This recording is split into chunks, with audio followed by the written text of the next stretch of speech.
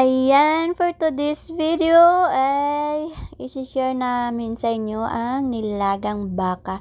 Nilagang baka na ito ay niluto ng anak kong lalaki dahil siya naman talaga ang magaling magluto o mahilig magluto. Pareho sila ng kapatid niya, magagaling talaga sila magluto. Hindi nila minana yung aking talento na magaling din ako magluto pero doon lang ako sa patsambahan, 'di ba?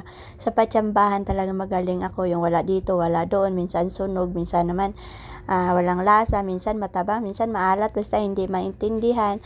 So ayan siya ang magluluto ngayon ng nilagang baka. At alam nyo ba, ang tagal-tagal pala magnilagang baka, no? Iba talaga pala yung nilagang baka kaysa sa baboy kasi halos 2 oras yata kami nitong naglaga at ang tagal namang lumambot ng baka. Uy, sabi ko nga, baka maubos na lang dito yung aming gas sa kakalaga ng nilagang baka dahil hindi nga siya maglambot-lambot. So, ang tagal-tagal at ang sarap-sarap ng sabaw niya, promise. At hindi talaga siya masebo. Tapos, ang dami-dami nga naming gulay na nilagay dahil ako talaga gusto ko talaga ng gulay dahil nga sabi ko nga namimiss ko na ng matagal na panahon ang nilagang baka kaso lang hindi ko makuha-kuha yung timpla at baka ang kinakatakot ko, alam mo yun, baka masebo tapos masayang yung binili kong karne. Kaya siya yung nagluto at syempre bago kami nagluto is namalingki muna tayo syempre, diba? So namalingki muna ako niyan at namili tayo ng mga gulay-gulay kasi mas maganda talaga kapag bagong mga bagong bili ang mga gulay, tsaka syempre bumili tayo ng mais, tsaka carrots, tsaka malaman mo pala pag malambot na yung karne ng baka ay kusa siya naghihiwalay sa buto.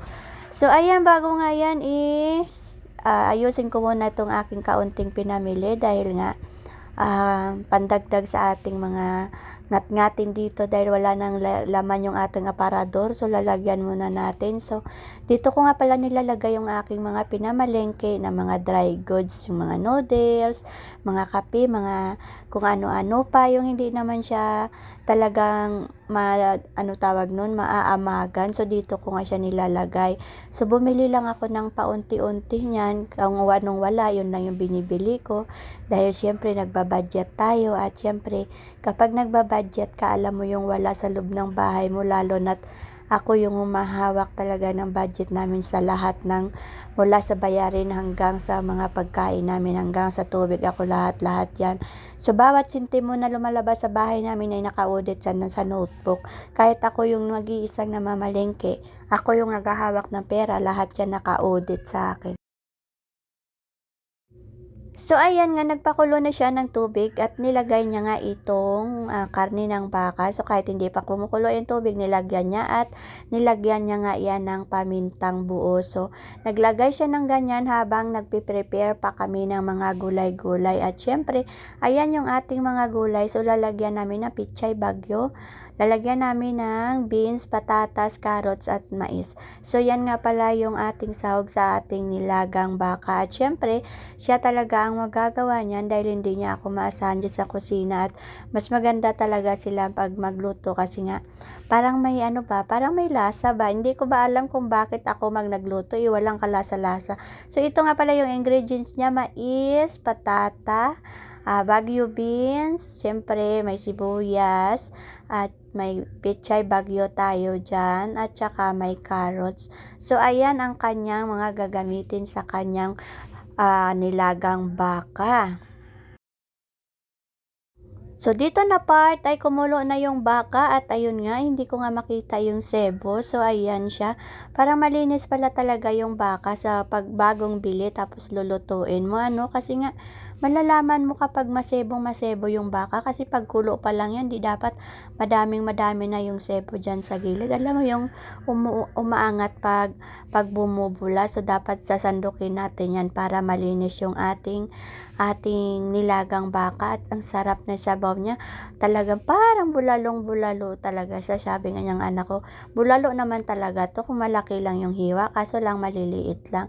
So ganyan po yung sabaw niya at syempre naglagay maglagay po tayo dyan ng 2 nor pork cubes. Kapag malambot na siya, syempre, hindi naman ngayon kasi nga, panay nga kami dagdag dito ng tubig dahil matigas nga yung baka. Sabi nga namin, naku, baka maubos yung gas natin dito sa baka na to kasi nga, parang kanina pa natin to nilalaga hanggang ngayon, hindi pa rin talaga siya matigas.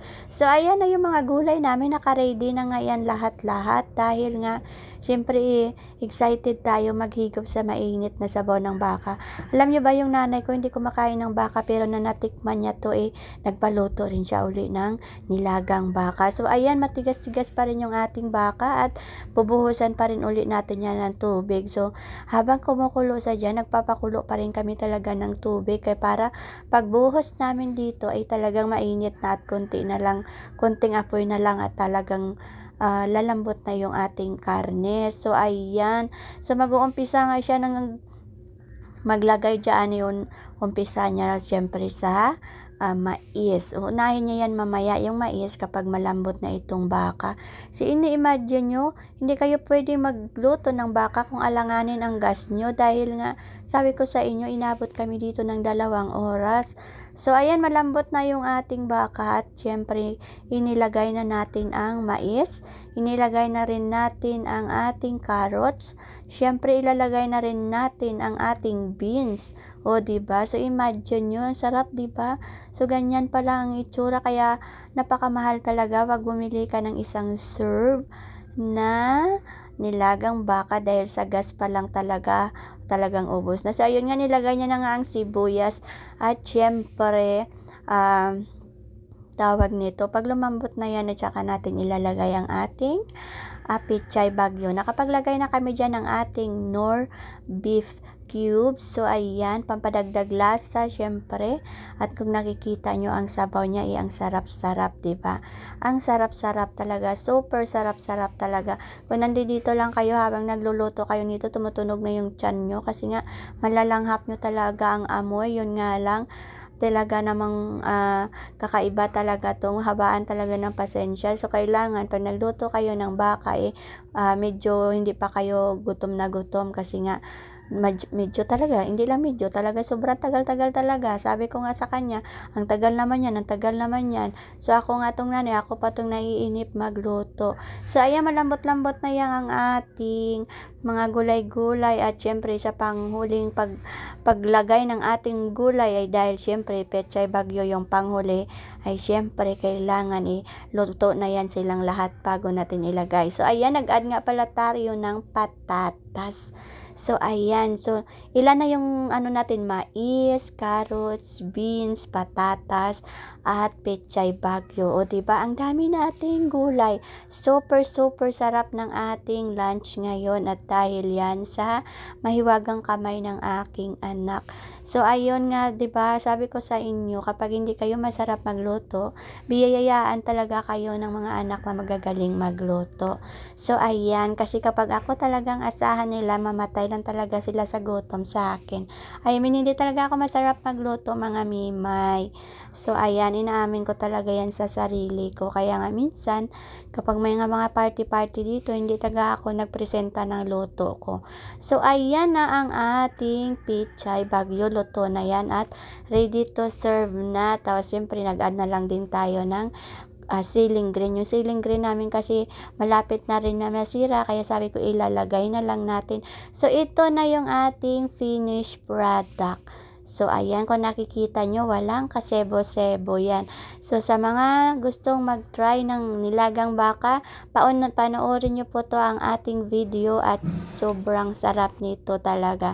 So ayan na, at syempre sa wakas, makakakain na rin tayo ng nilagang baka after 2 hours na pagpapakulo at muntik pang naubos ang ating gas.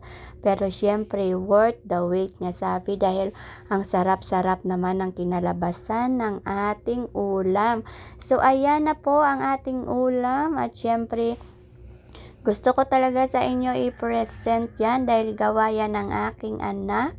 At syempre, 'di ba, masaya yung magulang kapag pinagluluto sila ng kanilang mga anak. So ayan, at syempre kakain na tayo nito at syempre uwaw na uwaw. Kita nyo yan, pulang-pula yung sabaw. So ayan nga, dito na nga tayo at syempre uumpisahan na natin ang ating lunch na with nilagang baka. So ayun na, naghiwalay na yung mga buto niya sa katawan niya dahil nga sa sobrang laga natin. So ayan ang ating chief cook. Ayan nga pala yung anak ko na magaling magluto. So ayan, maraming salamat sa iyong nilagang baka. So ayan, kain na po tayo.